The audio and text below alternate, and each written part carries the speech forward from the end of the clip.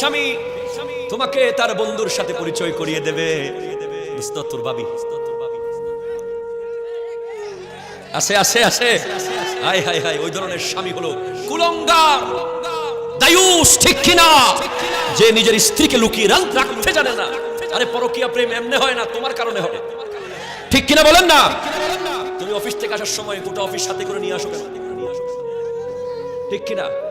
তোমার হাতে একটা অ্যান্ড্রয়েড, তোমার স্ত্রী হাতে একটা আইফোন, তোমার হাতে স্যামসাং, দুজনে দুইটা নিয়ে ব্যস্ত, মাঝখানে ফোলাটা এমন করে।